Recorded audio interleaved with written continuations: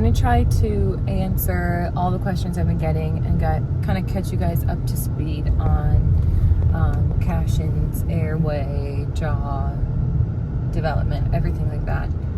This has been kind of an ongoing thing. The first time we ever brought him in for evaluation or anything like that was when he was 3. We brought him into a pediatric integrative dentist, and they basically said that he had a V-shaped palate, a bit of an overjet, and that was pretty much it. They didn't say anything about how wide or narrow his palate was, and at that point his chin was not very recessed, so they didn't say anything about that either.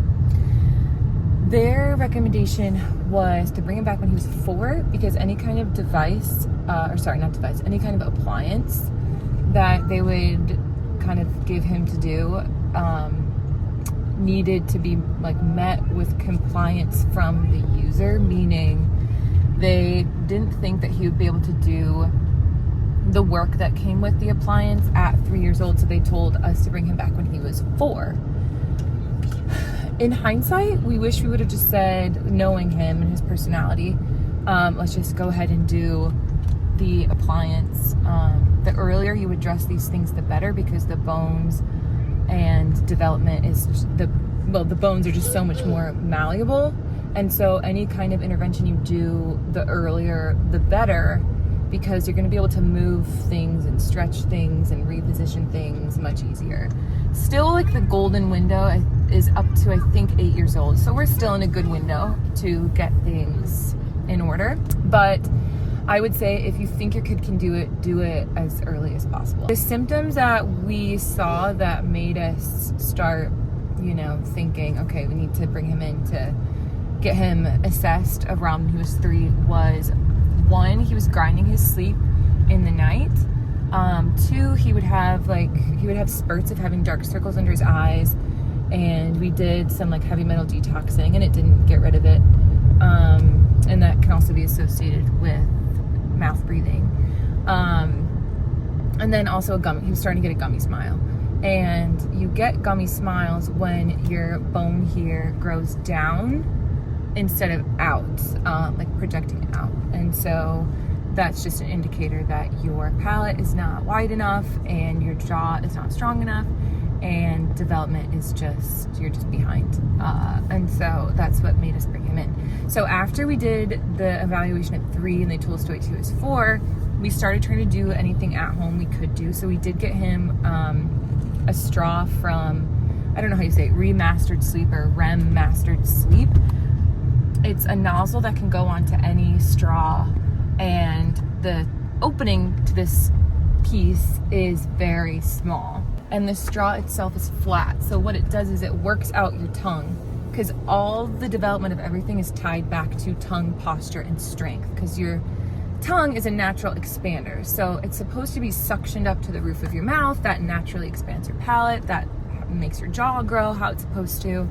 And so that's a big part of the puzzle is tongue posture and strength. So the straw works as basically just like a little workout device for the tongue.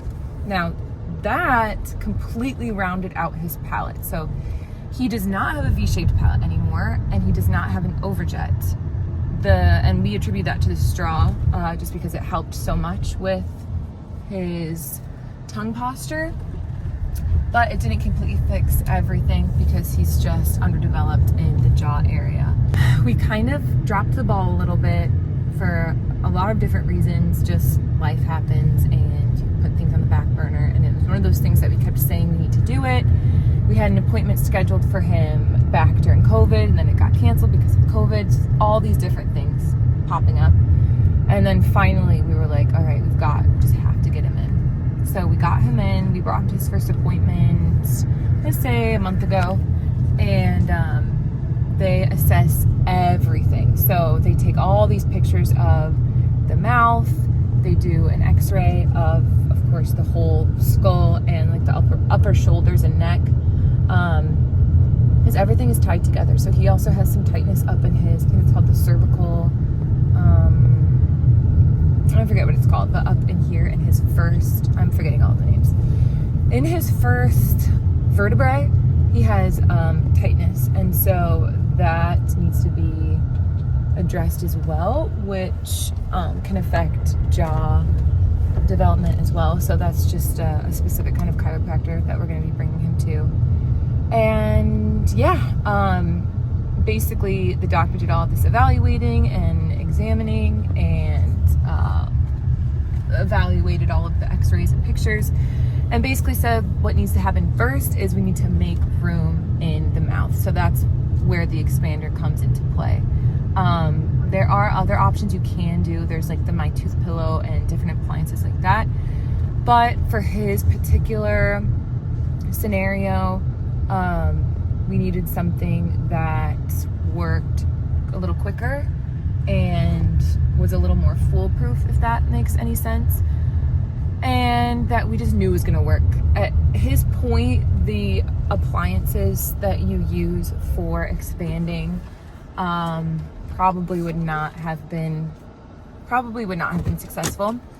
And so we decided to, we found an integrative orthodontist that we trust and felt like whatever he recommended we would just do. We looked into alternatives a little bit, but everything he said was what we were finding in research as well. So we went ahead with the Palate Expander. It was so incredibly easy. Okay, bubs. So they didn't have to do molds or anything. They just take the pictures, 3D print the mouth, and then fit the expander to the prints. And then they just basically glued right on. And he's doing really well. He has no headache. He has no soreness really. And you turn the key of the expander 1 time per day. That's totally dependent on your kid and like what's going on, how much expanding they need, blah, blah, blah. So anyways, that's where we are with him.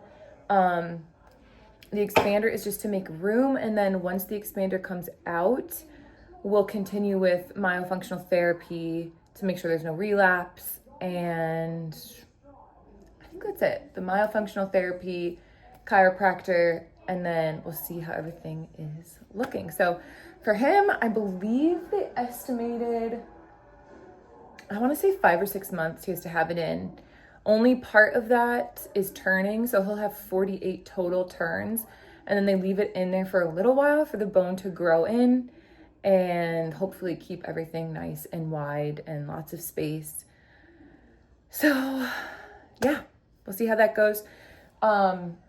Charlie's at the age now where we're gonna try to just get him straight into myofunctional therapy to keep the space that he has and to hopefully get a little more space in there at a younger age to try to avoid an expander.